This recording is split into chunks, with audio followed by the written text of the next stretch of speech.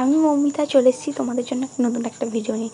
তো দেখতেই পাচ্ছ আমি এমন একটা জিনিস আজকে করাবো, সেটা তোমরা সমস্ত কিছুই এর উপর দিয়ে করতে পারবে, একই মানে পদ্ধতি।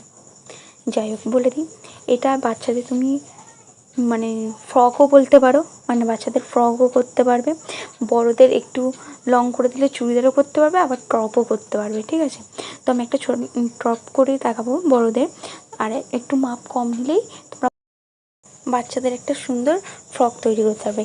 তো তৈরি করার জন্য পুরো ভিডিওটা আমার দেখতে হবে, একটু স্কিপ করে গেলে তোমরা মাপটা বুঝতেই পারবে না। তো আমি কি মাপ নিচ্ছি দেখে নাও, আমি সব মাপ দিয়ে দিচ্ছি।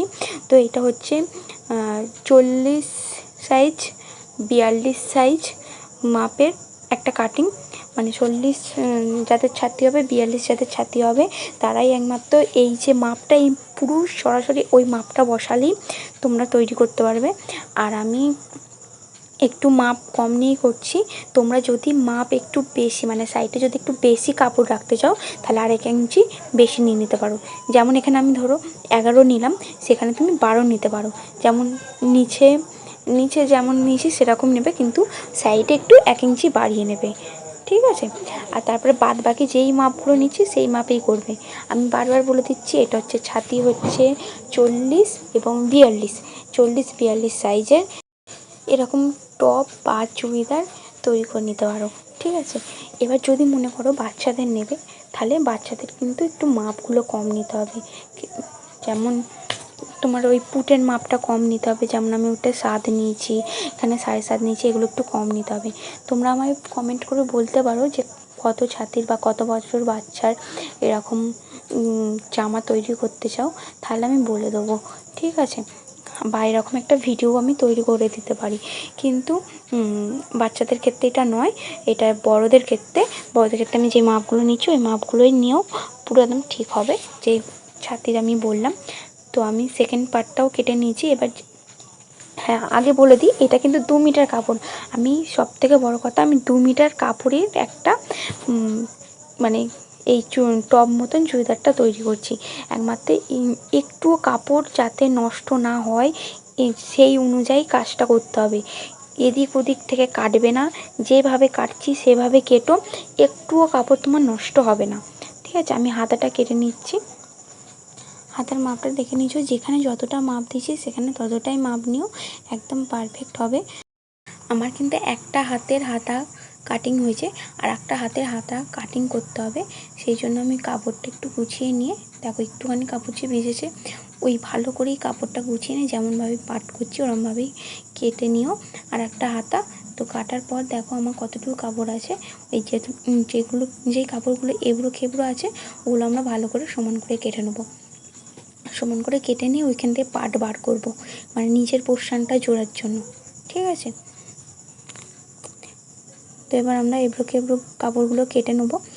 আর এটা 2 মিটার কাপড়, তো খুবই অল্প, যেহেতু আমাদের মানে এটা টপ অনুযায়ী একটা চুড়িদারের লেন্থটা আছে। তোমরা যদি চুড়িদারের ঝুলটা বেশি নিতে চাও, তাহলে একটু কাপড়টা বেশি, মানে লেন্থ অনুযায়ী মেপে কাপড়, যেমন ধরো আমাদের সামনাটা নিয়েছিলাম 15, মানে 14, আর 1 ইঞ্চি যোগ করেছি ওটা সেলাইয়ের জন্য, ওটা 1 ইঞ্চিটা কিন্তু সেলাইয়ের জন্য, তাহলে আমাদের 14 ধরতে হবে।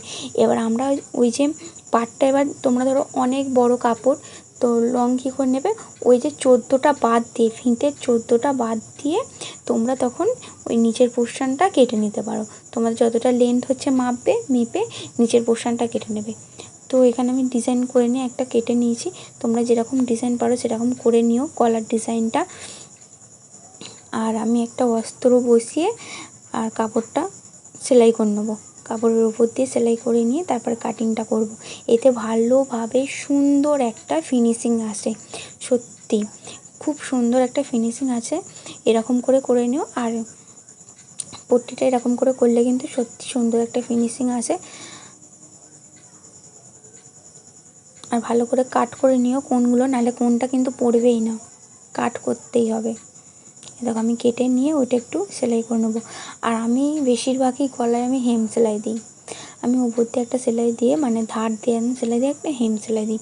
হেম সেলাই দিলে কী বলো তো, আমার মনে হয় ওইটা সুন্দর দেয়। আর আমার ভিডিওটা যদি তোমাদের ভালো লাগে তাহলে আমার পাশে থেকো, আর একটা ছোট্ট সাবস্ক্রাইব করে দিও, লাইকটাও করে দিও। যাই হোক,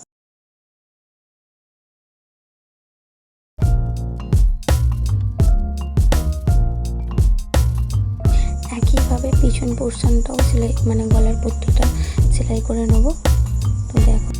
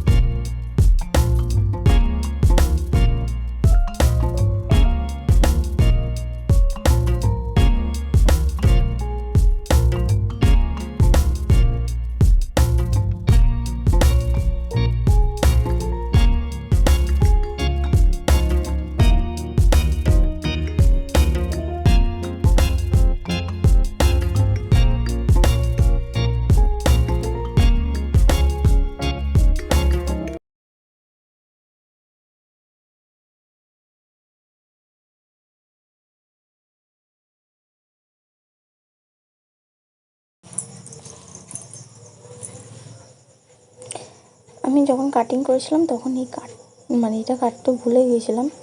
তো এখন আমি কেটে নেবো, একটুখানি সমান করে কেটে নিচ্ছি।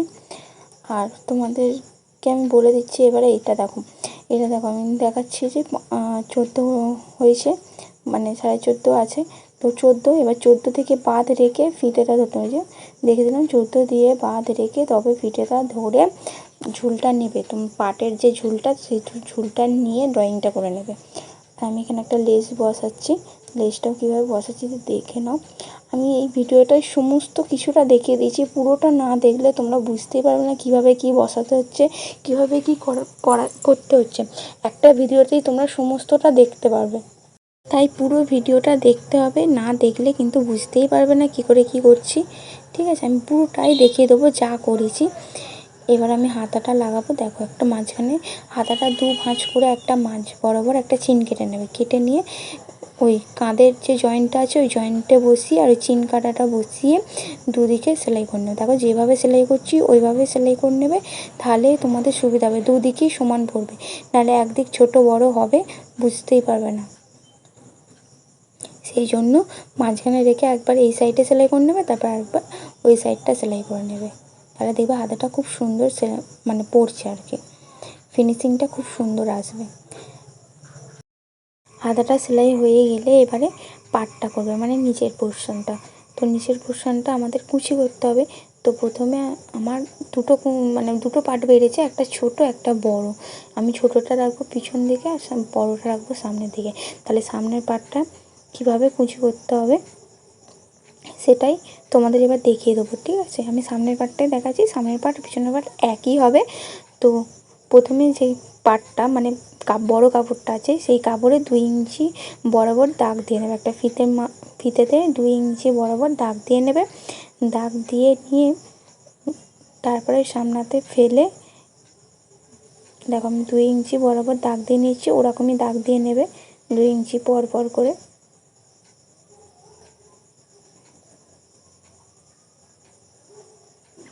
আমি এমন মানে অসুবিধায় পড়েছি যে মেশিনের ওপরে কাপড় সমেত রেখে তারপর দাগ টানছি। আগে তো দাগটা টেনে নিলেই হয়ে যেত। তোমরা কিন্তু এই ভুলটা করো না, তোমরা আগে দাগটা টেনেই নিও। দেখো, ওই যে দাগটা টেনেছি এমন কুচিটা ফেলতে হবে ওই দুটো দাগ কিন্তু মানে সমান হয়ে যাবে। দেখো, কুচিটা আমি যেভাবে ফেলছি দুটো দাগ কিন্তু সমান হয়ে যাচ্ছে, একই হয়ে যাচ্ছে। ঠিক আছে, ওরকমভাবে কুচি সবটা দিয়ে নেবে। দেখো, তাহলে একদম পুরো সমান কুচি পড়বে, কোনো ছোট হবে না বড় হবে না, একদম সমান একদম। আর এইটাই কিন্তু পদ্ধতি কুচি দেওয়ার। তুমি ঘেরেতেও দিতে পারো, তুমি যদি লেহেঙ্গা করতে চাও কুচি দেওয়া লেহেঙ্গা, তাহলে সেটাতেও করতে পারো। আর তুমি স্কার্ট করতে চাইলে স্কার্টেও দিতে পারো, চুড়িদার করতে চাইলে এরকম চুড়িদারও দিতে পারো, ফ্রক করতে চাইলে এরকম ফ্রকেতেও দিতে পারো। যেমন মানে তুমি যেটা করতে চাও কুচি দেওয়া জিনিসে এইভাবেই প্রসেস একই, এইভাবেই দিতে পারবে। ঠিক আছে, এবার আমি সাইডটা মানে আগে এমনি সরু করে সেলাই দিয়ে নিচ্ছি, তারপর আমি ফিনিশিংটা করে নেবো। ফিনিশিংটার এই ভিডিওটা দেখালাম না, ভিডিওটা অনেক বড় হয়ে গেছে। তো নেক্সট ভিডিওতে আসছি আবার অন্য একটা ভিডিও নিয়ে।